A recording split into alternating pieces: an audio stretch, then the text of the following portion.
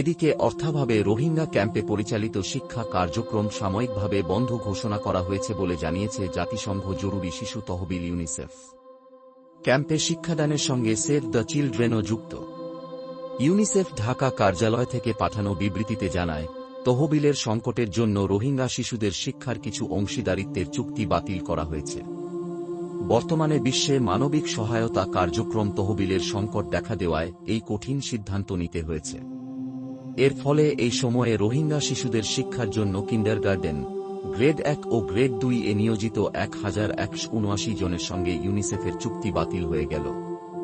ওই দুই সংস্থার পক্ষ থেকে রিফিউজি রিলিফ অ্যান্ড রিপ্যাট্রিয়েশন কমিশনারের আরআরসি কাছে পাঠানো চিঠিতে জানানো হয়, শিক্ষা কার্যক্রম বন্ধের সিদ্ধান্ত তাৎক্ষণিকভাবে কার্যকর হবে। পরবর্তী নির্দেশ না দেওয়া পর্যন্ত ক্যাম্পে অবস্থিত শিক্ষাকেন্দ্রগুলো বন্ধ থাকবে। চিঠিতে স্বাক্ষর করেন ইউনিসেফের প্রতিনিধি অ্যাঞ্জেলা কার্নি ও সেভ দ্য চিলড্রেনের প্রতিনিধি গোলাম মোস্তফা। এ বিষয়ে সংশ্লিষ্ট দায়িত্বপ্রাপ্ত কর্মকর্তা, শিক্ষাকর্মী এবং অভিভাবকদের ধৈর্য ও সহযোগিতা কামনা করা হয়েছে। উখিয়া উপজেলা নির্বাহী কর্মকর্তা কামরুল ইসলাম চৌধুরী শিক্ষা কার্যক্রম বন্ধের বিষয়টি নিশ্চিত করেছেন।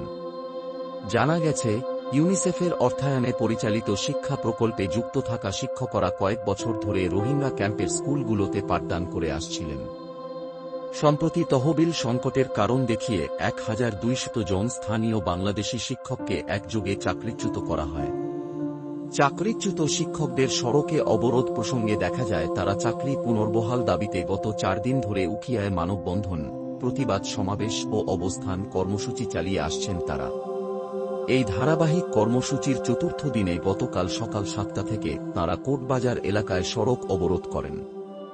সড়ক অবরোধের ফলে টেকনাফ থেকে কক্সবাজার, চট্টগ্রাম ও ঢাকাগামী এবং বিপরীতগামী কয়েক হাজার যানবাহন আটকে পড়ে।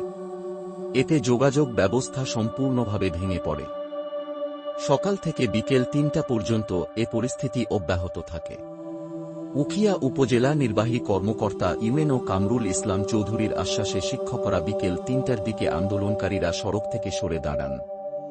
প্রত্যাবাসন কমিশনার ও অতিরিক্ত সচিব মোহাম্মদ মিজানুর রহমান জানান, ইউনিসেফের হাতে টাকা নেই, এজন্য শিক্ষা প্রকল্প বন্ধ হয়ে যাচ্ছে। ক্যাম্পে কয়েক হাজার শিক্ষক রয়েছেন। বছরে তাদের জন্য 60 থেকে 80 কোটি টাকা প্রয়োজন। অর্থ সংগ্রহের চেষ্টা চলছে। ইউনিসেফের বিবৃতিতে জানানো হয়, 1952 সাল থেকে বাংলাদেশে শিশুদের সহায়তায় নিষ্ঠার সঙ্গে কাজ করছে ইউনিসেফ। অতিদ্রুত বাড়তি তহবিল পেয়ে আমরা শিশু শিক্ষা কার্যক্রম পুনরায় চালু করতে পারব বলে আশা করা যায়। রোহিঙ্গা ক্যাম্পে অবস্থানকারীদের সহ বাংলাদেশের জনগণের কাছে বিষয়টি বেশি ভাবনার। পাশাপাশি সরকারেরও দেখভাল করা উচিত।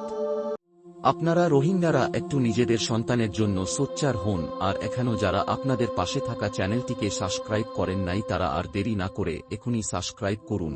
আর সবাই সুস্থ থাকুন। আল্লাহ হাফেজ। রোহিঙ্গা ক্যাম্পে শিক্ষা কার্যক্রম সাময়িক বন্ধ ঘোষণা, বিষয়টি অবিশ্বাস্য মনে হলেও সত্য। আর যাই হোক, স্বাস্থ্য ও শিক্ষা কার্যক্রম বন্ধ হওয়া কোনোভাবেই ঠিক হয়নি। সেখানকার শিশুদের জীবন পুরোটাই অন্ধকারে প্রবেশ করবে। এর জন্য মূলত দায়ী আমেরিকার ডোনাল্ড ট্রাম্প। আসলে তা কিন্তু নয়। নাকি তার পাগলামির কারণেই আজ ফান্ডের অভাবের উত্তর জানা আছে শুধুমাত্র ডক্টর ইউনূসের কাছে। একদিকে নিজেদের সংসার চালানোর ভার সইতে পারছে না বলেই শিক্ষকদের বিক্ষোভ শুরু করেছে। শুধুমাত্র কক্সবাজারে রোহিঙ্গা ক্যাম্পের শিক্ষাকেন্দ্র থেকে চাকরি হারানো শিক্ষকরাই করছে, অন্য কেউ কিন্তু নয়। কিন্তু বিষয়টি একটু ভিন্ন হওয়া উচিত ছিল। আপনার সন্তানের যেখানে লেখাপড়া বন্ধ হচ্ছে, সেখানে কেন রোহিঙ্গারা আন্দোলন করছে না? কেন তারা হাত পা গুটিয়ে বসে আছে? তার মানে কি রোহিঙ্গারা চাই না তাদের ছেলে মেয়েরা লেখাপড়া করুক, নাকি অন্য কোনো রাজনীতি তাদের মধ্যে চলছে?